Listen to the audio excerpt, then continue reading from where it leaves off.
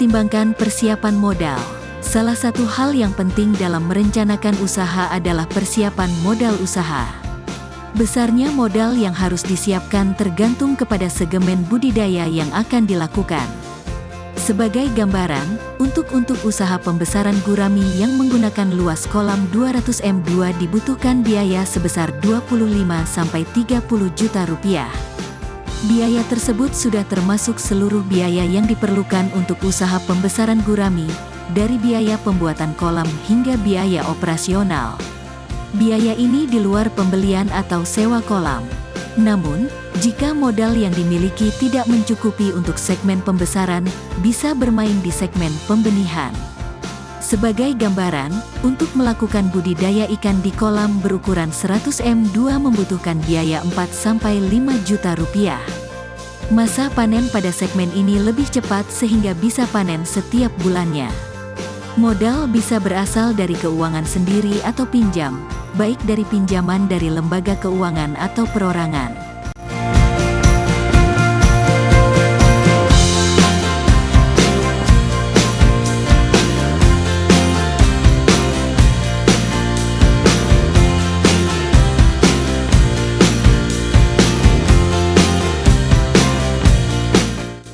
Melakukan analisa usaha. Melakukan analisis usaha artinya melakukan perhitungan kasar mengenai tingkat keuntungan yang mungkin bisa diperoleh dengan melakukan usaha budidaya ikan gurami.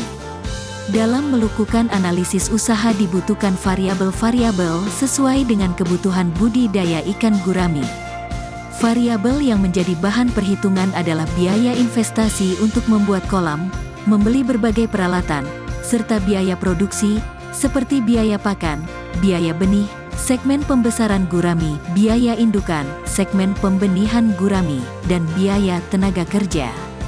Melalui variabel-variabel tersebut, dapat diketahui apakah keuntungan yang dihasilkan cukup bisa diandalkan sebagai sebuah usaha yang berorientasi profit sehingga layak untuk dijalankan.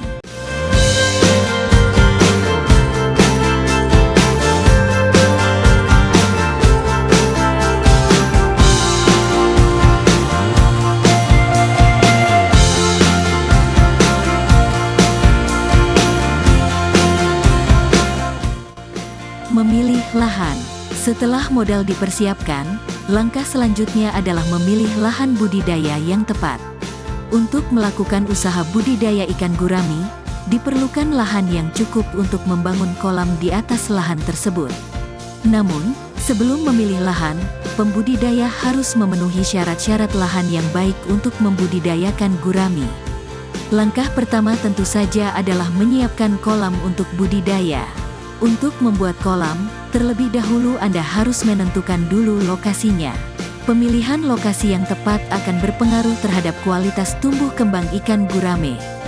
Jadi, yang harus diperhatikan adalah adanya cahaya matahari langsung ke kolam ikan. Selain itu, habitat asli ikan gurame ini berada di suhu sekitar 26–28 derajat Celcius. Lalu, ikan gurame juga bisa berkembang dengan baik jika berada di ketinggian 800 meter di atas permukaan laut. Sebelum membuat kolam, Anda juga harus menentukan bentuk kolamnya dulu. Anda bisa menyesuaikan bentuk kolam dengan jumlah bibit yang ingin dibudidayakan dan ketersediaan lahan yang ada.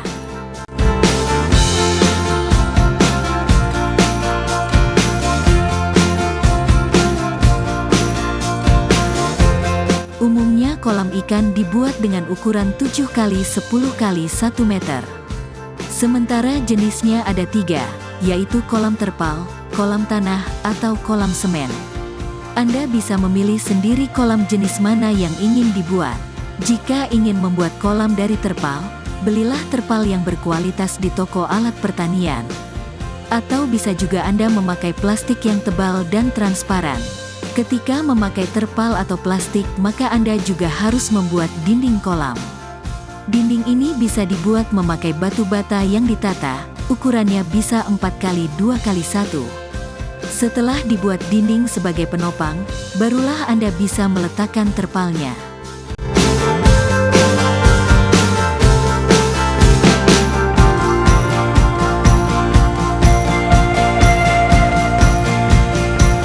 Lokasi.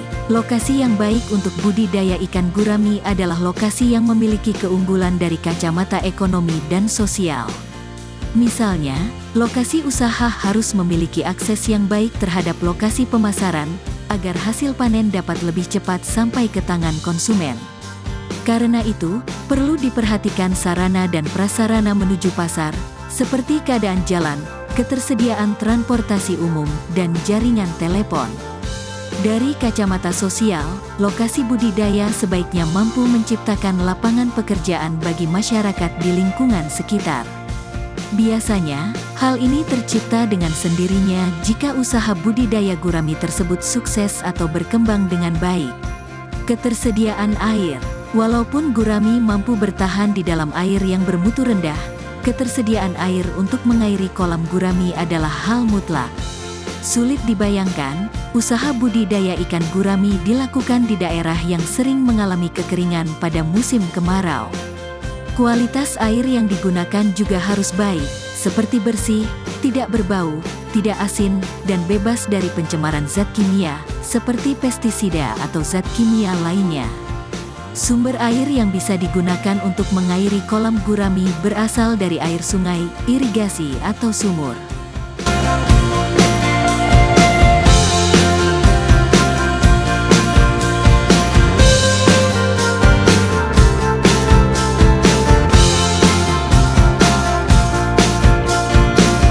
Struktur tanah. Struktur tanah yang baik untuk budidaya gurami adalah tanah lempung berpasir. Tanah dengan struktur seperti ini dapat menahan air dengan baik.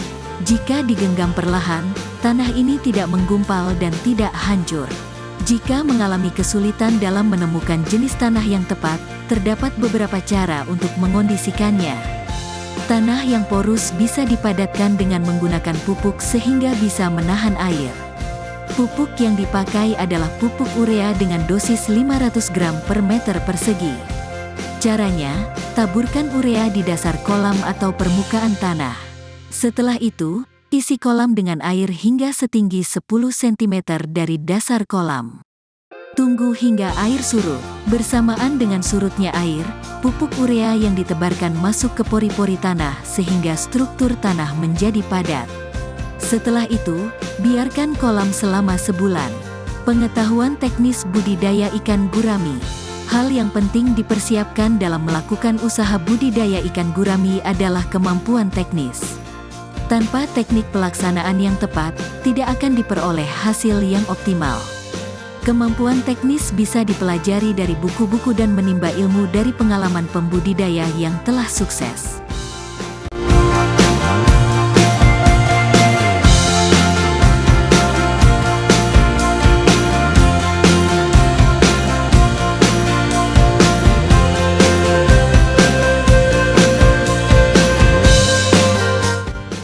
Proyeksi pasar dan strategi pemasaran.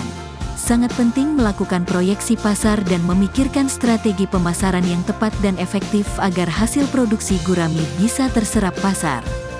Bagaimanapun kegiatan pasca panen gurami adalah menjual gurami hasil panen dan meraih keuntungan.